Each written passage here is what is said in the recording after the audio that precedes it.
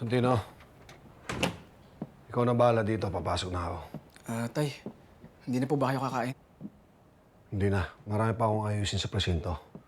Kasi kasuhin ko yung mga tao sa rally ng mga kakampi ni Tanggol.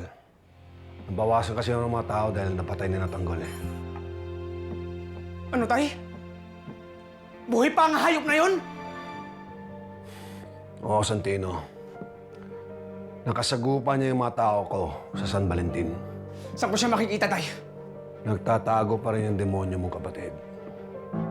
Kaya ikaw, Santino, mag-iingat ka. Dahil hindi natin alam yung susunod gagawin ng hayop na yun. Hayop na Tanggol yun. Hindi ko na siya tuturing na kapatid, Tay. Inaabangan ko ang pagkakataon na masingil ko si Tanggol sa ginawa niya kay Erica at sa anak namin. Makakamit din natin ang hustisya, anak. Huwag kang magalala.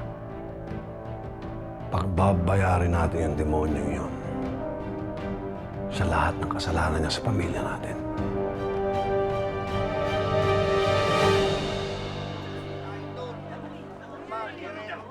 Yan talaga dito sa lipunan natin. Pagkakalsik yan. Walang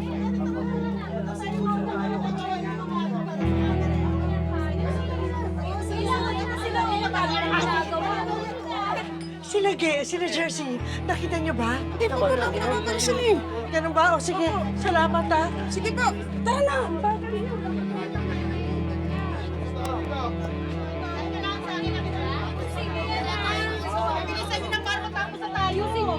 Bilisan niyo!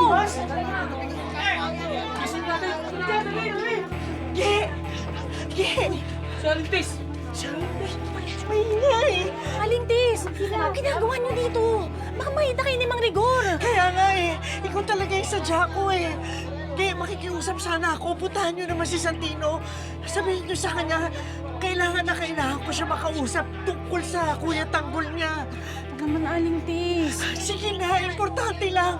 Kasi siguraduhin niyo lang na hindi malalaman ni Rigor, ha? Sabihin mo sa kanya, maghihintay ako sa tindahan ni Aling Glenda. Ha? Doon ko siya hihintayin. Sige na. Kaya puntahan mo na. Sige na. Sige, bilisan mo! Tigil ka na!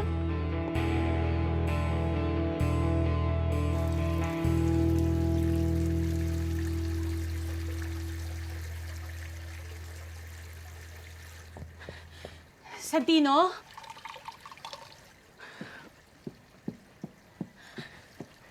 Santino?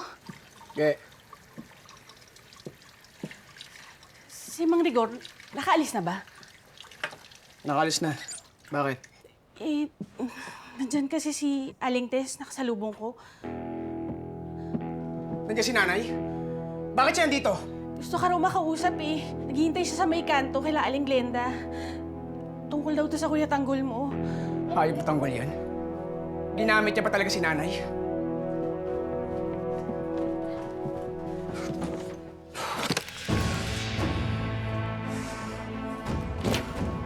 Sandali, ba't may dala kang baril?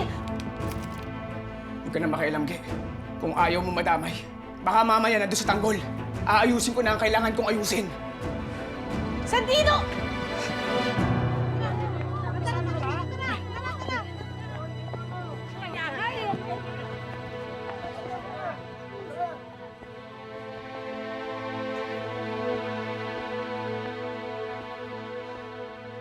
Bakit ka nandito?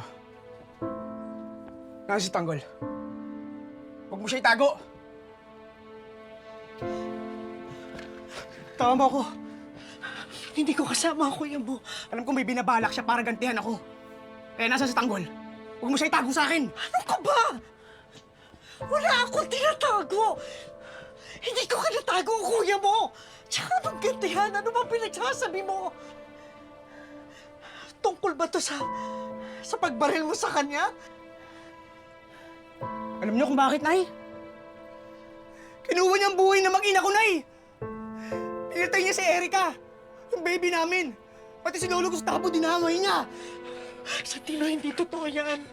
Hindi totoo yan. Hindi ang kuya mo pumatay sa kanila. Bakit lagi mo pinagtatakpan ang kawalangyaan niya? Wala akong pinagtatakpan! Santino, makinig ka sa akin. Andito ako para ayusin kayong magkapatid. Anak, naiintindihan ko ang galit na nararamdaman mo. Maniwala ka. Pero maniwala ka rin sa akin. Hindi ang kuya mo pumatay kay Eric at saka sa anak mo. Maniwala ka, Hindi totoo ang yan! kuya mo. Naniwala ka naman! Nagpauto ko na naman! Hindi na ako naniniwala, Nay! At hindi ko tatanggapin ang kahit na anong imbentong kwento ng taong pumatay sa mag-ina ko! Santino, nararamdaman ko, alam ko yung sakit na nararamdaman mo ngayon. Katulad mo, magulang din ako at nawalan din ako ng anak. Pero Santino, nakikiusap ako, mag-usap kayo magkapatid. Parang awa mo na kayong dalawa na lang ang natitira sa akin. Alam mo palang masakit eh! Pero pinagtatanggol mo pa rin! Bakit, Nay? Dahil siya ang paborito mong anak? Na kahit anong gawin niyang kasalanan, siya pa rin ang kakampihan niyo! Wala akong kinakampihan! Ang gusto ko lang, mag-usap kayo magkapatid, mag-ayos kayo. Anak, kilala mo ang Kuya Tanggol mo. Mula bata pa lang. Alam mo na ikaw lagi ang may pinagtatanggol niya, di ba? Sa tatay mo, sa ibang tao. Kaya mo nga siya inidolo, di ba? Mag-ayos lang kayo. Sigurado ko, mapapatawad ka niya sa ginawa mong pagbaril sa kanya. Wala akong kasalanan sa kanya! Wala akong kailangan hingi ng tawad! Siya nga itong may atraso sa akin eh! Kaya papatayin ko siya! Hindi! Hindi mo gagawin yan! Dahil hindi mo siya kalaban. At kahit kailan, hindi ka itinuring na kalaban ng kapatid mo. Hindi, Nay! Si tatay na lang ang meron ako. Dahil pinatay na natanggol ang pamilya ko! Ang mga taong tinuring kong pamilya, nung iniwan mo ako,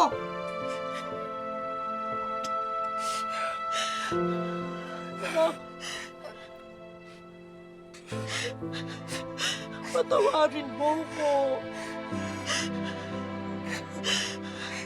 Alam mo, hindi kita gustong iwan.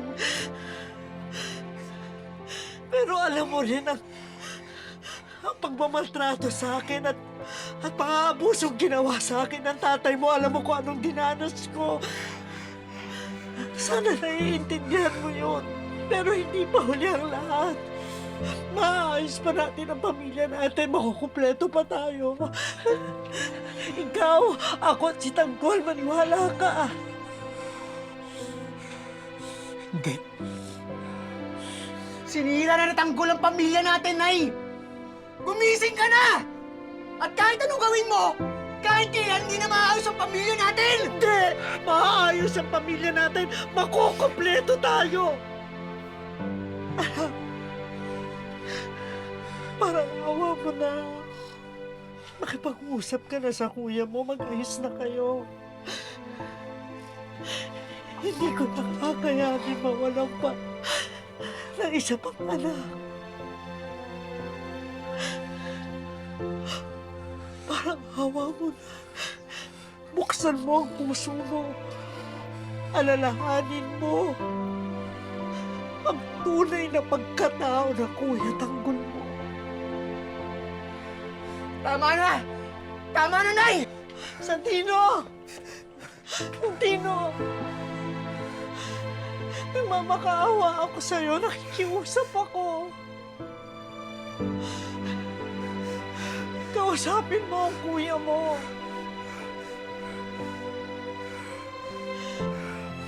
Kasama ko si Rhoda. Pag-isipan mo lang. Tawagan mo ako kapag handa ka ng kausapin ng kuya mo.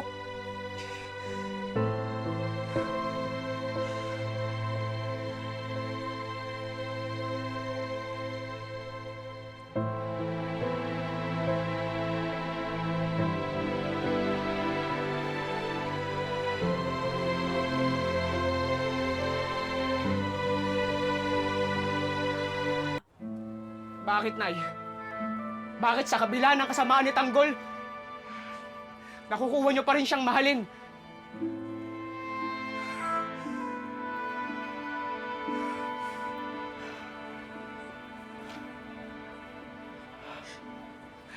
Dahil tao lang siyang nagkakamali.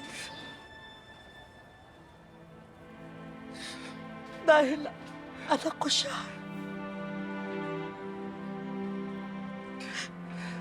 Kapatid mo. At dahil pamilya tayo.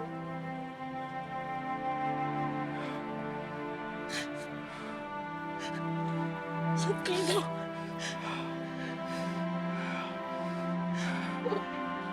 Mahal na mahal ko kayo magkakapatid.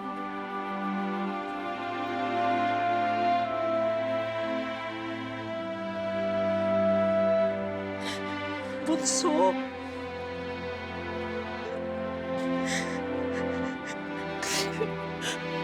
Mahal na mahal kita. Lagi mo tatandaan yun. At naniniwala ako. Ikaw pa rin yung Santinong pinalaki ko. Na ikaw pa rin pinakamabait kong anak.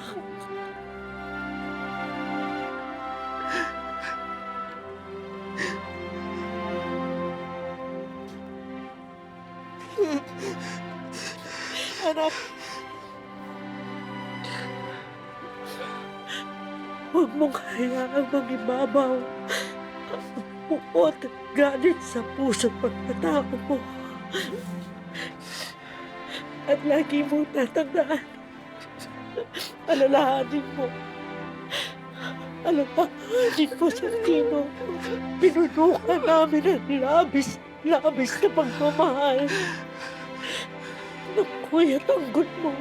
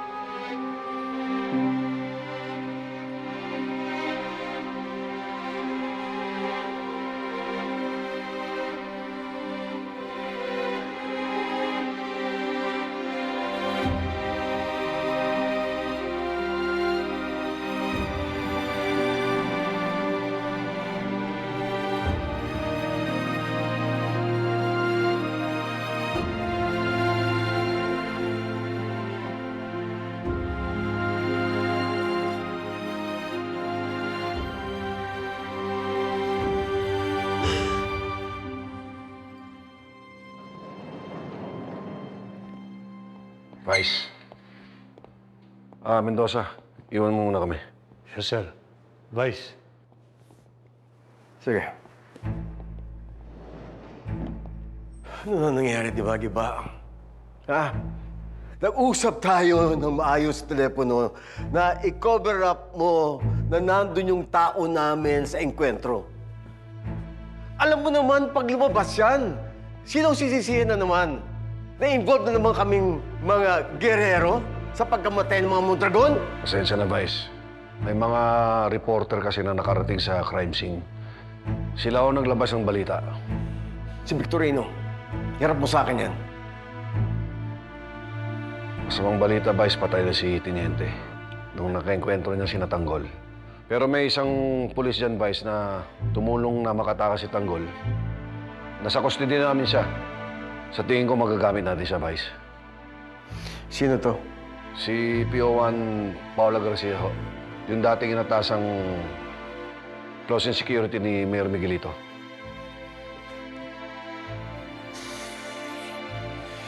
Maraming sikretong alam yan tungkol kay Miguelito. Patawag mo ang gusto ko makausap. Yes, Vice.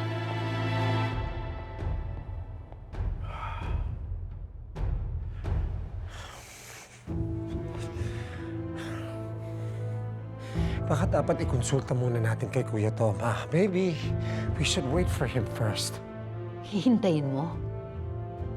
Tapos, magiging huli na ang lahat. Kaya mo to. Kaya mong ayusin to. Magtiwala ka sa sarili mo. You're right, Ma. Inagaw na nga nila Tanggol ang mana ko, ang yaman ko. Hindi ako papayag na pati yung pagiging mayor, maagaw niya sa akin.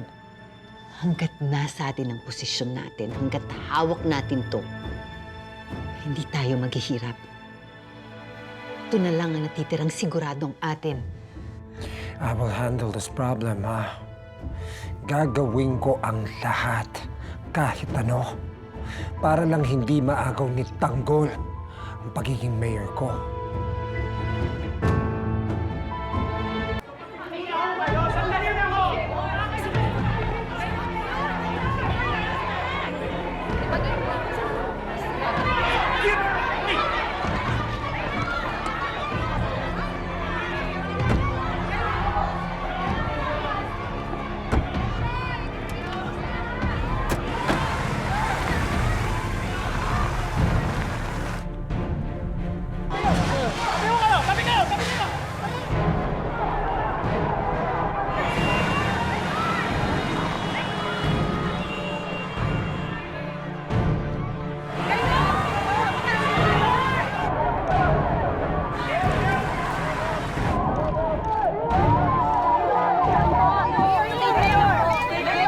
Pwede ba kayong tumabi?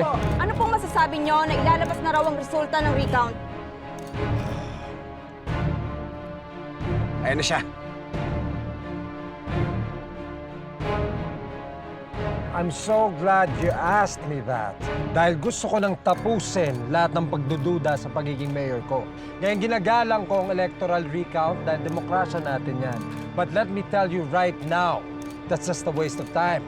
A waste of effort at higit sa lahat, sayang ang pera. Ang papatunayan lang yan na ako talaga ang binoto ng mga tao. May mga kaalyado na lumipat na ng ibang bakod. Hindi kaya dahil sa mawawala na kayo sa pwesto nyo? I have no time para isipin ang mga balimbing na yan. Ngayon, kung gusto nilang kumampi sa isang talunan, wala na akong magagawa. That's their loss, not mine. Ginugulo lang nila ang NEC, pati na rin ang lungsod natin. Kaya sila kumakampi kay Tanggol. Ngayon, kung tapos na ang mga tanong ninyo, I need to go. I am a busy mayor. Thank you. Pero Mayor, kami katanungan, Mayor! Paul, tara na!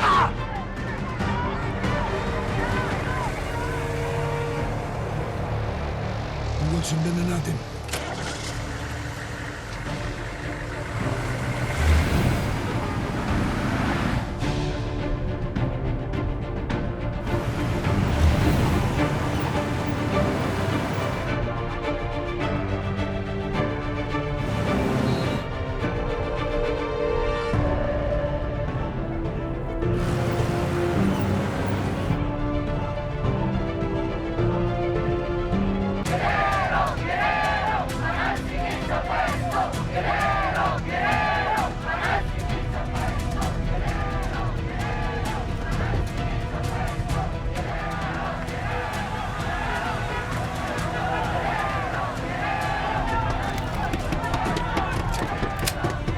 Pag ako napikon sa mga to, Paul, bilisan mo na!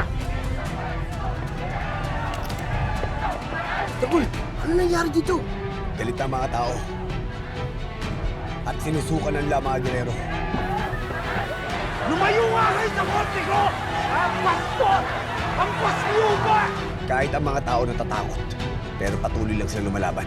Kaya hindi tayo maaaring sumuko. Ipaglalaban natin to hanggang maalis sila sa pwesto. Gising na sila. Tumitindig na sila laban sa mga Guerrero. Mabuti naman at hindi na sila nagbubulag-bulagan.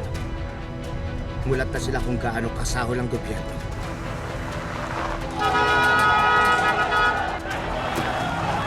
Ang pasluba! Ha? Akin ang Maynila! Hindi sa inyo!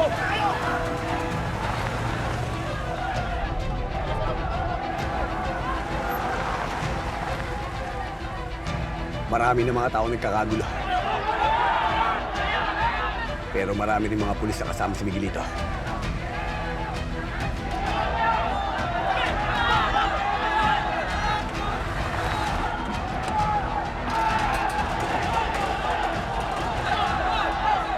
Tiyempo tayo.